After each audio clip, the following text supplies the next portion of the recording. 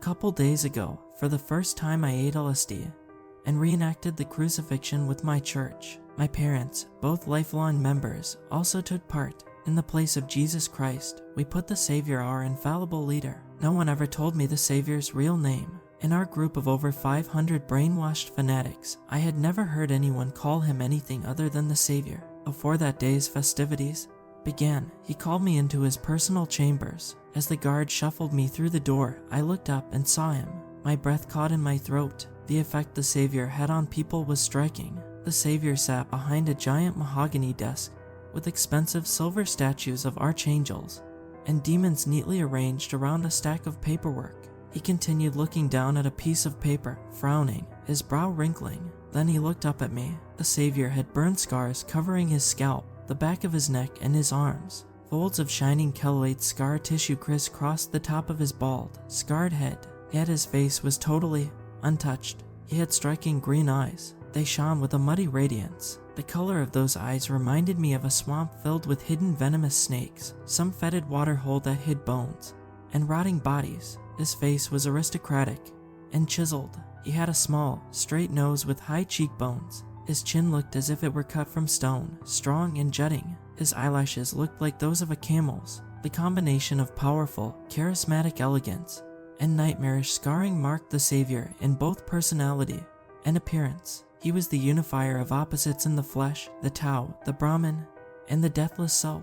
"Adam," he said to me, his deep voice booming throughout the chamber. I gave a weak, anxious smile and bowed my head. "Good morning, Savior. Did you wish to speak with me?" I had absolutely no idea what this man wanted. He stood up, showing off his towering stature. He must have been at least 6'6". He nearly always dwarfed everyone around him, except for the freakishly large bodyguards he kept close at hand at all times. "Today is the day, yes?" he asked, giving me a faint smile. I saw his sparkling white movie star teeth through the parting lips. As I stared into his eyes, I started to feel strange, almost hypnotized. Sounds seemed far away, and everything felt slow. "Today is your initiation into the fold." "I feel weird," I said. He nodded, as if expecting this. "Did you already take the sacrament?" he said, referring to the piece of round flatbread the high priest put in the mouths of everyone participating in the ritual.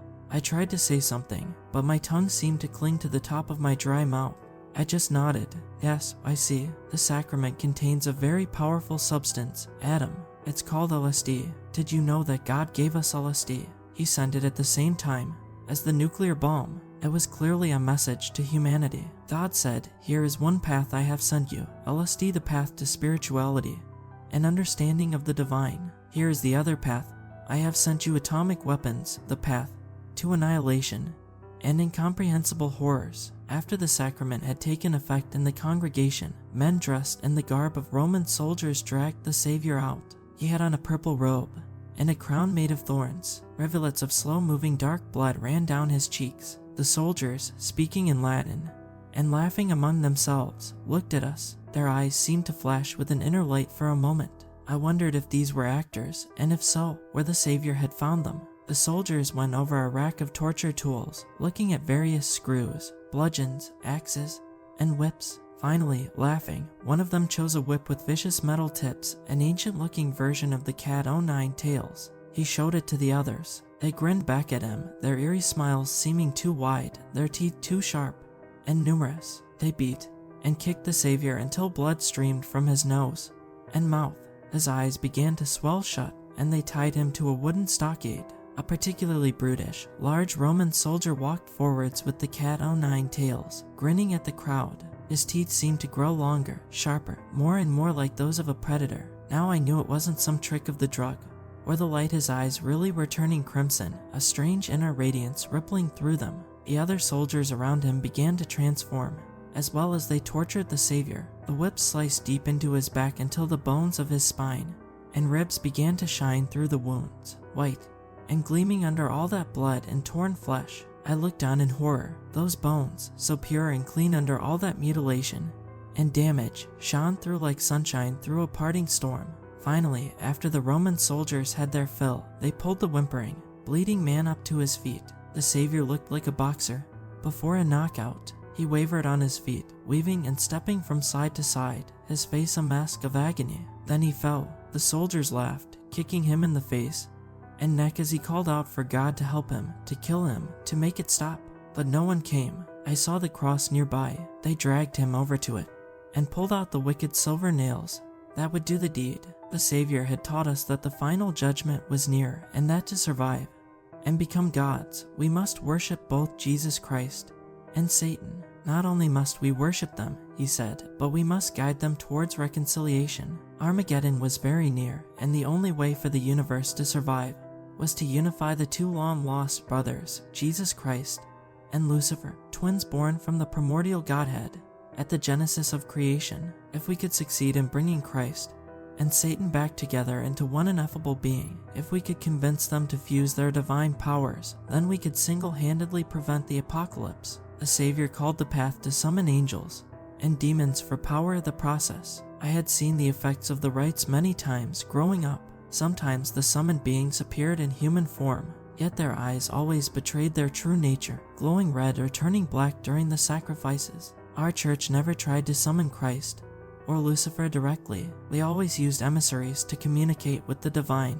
Once, after the Savior had died on the cross, his lips changing into cyanotic blue, the demonic soldiers began to pull his body down. A death gasp escaped the Savior's lips, a long, choking wheeze. The soldiers cut the ropes that bound his arms and legs to the great bloody cross. I saw his palms rip in two as the full weight of his body came down on his hands. Suddenly, the nails inserted through his feet tore through the flesh as the momentum of the falling body pulled against them. The Savior's eyes stared blankly up at the sky, his pupils dilating as death's cold touch annihilated the last of his life energy. I looked back at my parents' faces. They stood directly behind me in the roaring crowd of believers. My parents' eyes had rolled back in their heads, and they swayed on their feet like sunflowers in a light breeze, with the whites of their eyes showing and their mouths hanging open. I couldn't tell if their faces showed expressions of transcendence or of mortal terror. The members of the church cried and wept, formed in a circle around the ritual. Time seemed to slow down.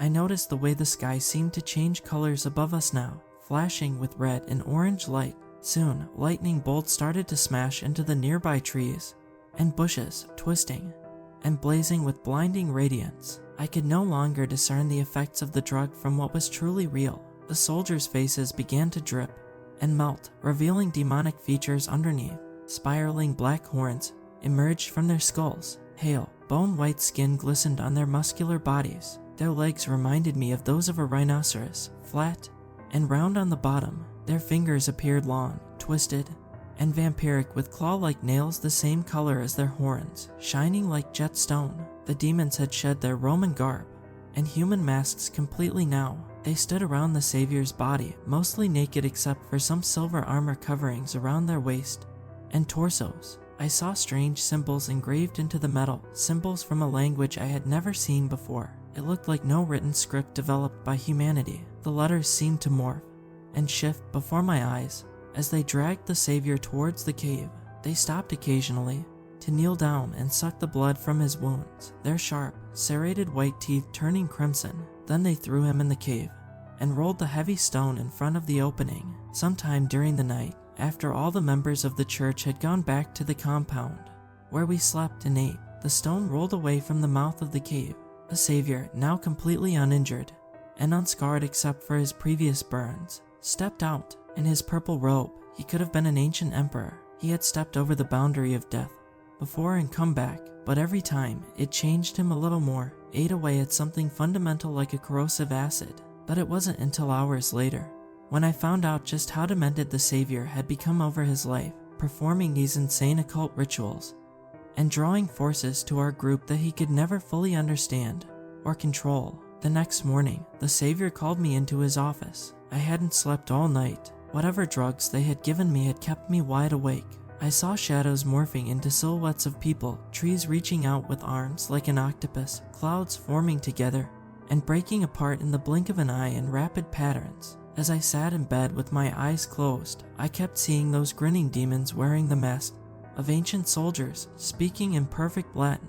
It felt like a movie playing behind my eyelids, a movie that looped and repeated in all the worst and most disgusting parts. Adam, the Savior said, smiling beatifically at me, how was your first experience with the divine? I didn't know what he expected me to say, so I stumbled through a vague answer. Oh, just great, so beautiful, I said, lying, returning his smile. Yet inside, my heart quivered with anxiety. My hands trembled, and I could barely keep my teeth from chattering. I felt very cold all of a sudden. How would you feel about expanding your role in the church? He asked. I shrugged. Okay, I guess, I said. I actually wanted nothing less, but I knew the Savior was a very dangerous man. That's perfect, he said, showing his bleached teeth in a wide, reptilian grin. His eyes sparkled with an inner light and fanaticism, because we are trying to get a crew together for some very special missions. Yes, I think these are the most unique missions imaginable. I like to call them creepy crawly missions. The word gave me an impression of a child's game, yet it had some sinister undertones. What's a creepy crawly mission? I asked, genuinely curious. Well, it's a bit of a game, like hide and seek. We here at the church give our members pure black clothing, and some knives, and guns, and send them out to the world to bring back some fuel for the rituals. They do what they have to do to get inside a house, cutting the screen or reaching up through the doggy door, or whatever else gets the job done. Then they just capture the people at the house, tie them up and bring them back here. They are offerings for the ancient ones. Some, such as the angel of death, will not come without such as these. He paused for a long moment, staring straight into my eyes. Human offerings, you understand. We cannot fulfill the rituals to bring the ancient ones out without human sacrifices. You're killing people, I asked, horrified, my mouth hanging open. He gave a wave of his hand at this. Adam, you have to understand, there's no such thing as death. The only thing that dies with the body is the ego. We are liberating these people to an infinite higher plane. We are allowing their primordial consciousness to return to the oneness from which all things emerged. Everything that occurs in this world is like a mirage, in front of eternal, timeless eyes peering out from behind the curtain of reality. If you think about it like that, we are actually helping these people. He gave me a subtle wink. To tell you the truth, Adam, I have died many times. I have always come back stronger and more powerful than before. Death is natural, it is beautiful. When it comes, it is like a black hole, or the empty spaces between galaxies. It is cold and black, yes, but also infinite and powerful. So can I count you in? Your parents are already planning on attending tonight. I decided I needed to escape the compound as soon as possible, but this was no easy task. There were cameras, security guards, stores of automatic rifles, and grenades, and much else besides to contend with. That night, I got out of my bed, putting on extra shirts for warmth. I put on all black clothing and a black hat with black shoes so as to disguise myself in the shadows. I was creeping out of my room when I saw 3 silhouettes in front of me, standing in the dark hall. I saw my parents, also dressed in all black, both holding knives with curving silver blades and carved opal handles. On the handles, I saw the faces of angels and demons. My father also had a pistol strapped to his waist. The Savior stood next to them in his impeccable purple robes, a smile of enlightenment and peace spread across his proud, aristocratic face. My father had a lunatic expression on his grinning face. My mother constantly trembled, her pupils dilated, her eyes constantly flicking to the left and right. I wondered whether the Savior gave them drugs before a creepy crawly mission. Ah, good, the Savior said. I see you've already dressed for the occasion. We were just coming to check on you, Adam. It is time to prove your loyalty to the church once and for all. It is time to take your first life. It is, I can assure you, a godlike feeling. After all, if God has power over life and death, why shouldn't we, who seek to become like him? My father nodded along like a puppet, my mother simply trembling at his side, the long, wicked knife clenched tight in her shaking hand. The Savior reached into his robes and pulled out a similar knife. I saw it had an opal handle, finely crafted and glistening like rainbows. He handed it to me, bowing his head slightly and extending the handle out. Your time has come, Adam. It is time to prove your worth to the church. My parents and another man from the church went on the mission. I drove the car, a dark, inconspicuous sedan. They said I was to stay in the car during the actual creepy crawly mission, at least for the first time. I was to be the driver and look out, but more importantly, they said I should watch and learn. The Savior says to grab a child for the ritual, my father said, grinning. but the rest of the family can be slaughtered like pigs. No witnesses can survive. They instructed me towards a rich area of the city. Soon I was on high mountain streets with suburban homes looking down upon the ghetto far below. This was where the rich people lived. I knew. I could tell by looking at the mansions and the giant swimming pools around every house. My father instructed me to pull over near a secluded, dark house at the end of a cul-de-sac. I parked the car. With a pounding heart, I watched them get out and climb the gates, nimbly reaching up like salamanders and pulling themselves over. A few minutes later, I saw a half-dressed man and woman run out the front door. Their underwear and shirts were soaked in blood. They had deep slash marks on their face, their neck, their chests, and arms. Rivulets of it ran down their naked legs and feet. Behind them, I saw 3 dark, grinning silhouettes walking slowly and laughing. I started the car and drove away quickly after seeing the bodies collapse on the lawn. The figures standing over the limp bodies knelt down and stabbed them over and over dozens of times. That was the last thing I saw as I turned down off the street, hyperventilating, a rising sense of panic overtaking my mind. I quickly got lost. I just kept driving until the car ran out of gas. I had driven for a few hours and somehow ended up in the next state over. A massive state park bordered the town where I found myself. I walked for a while and found a cabin with no one inside. I smashed a window and got in, but I don't know if it is far enough away. I feel like there's eyes running over my back, like the next shadow I see will turn out to be a church member, dressed in all black and waiting for me, because the Savior has many more fanatics, and he is sending them all out on creepy crawly missions, and soon they may be coming to a house near you.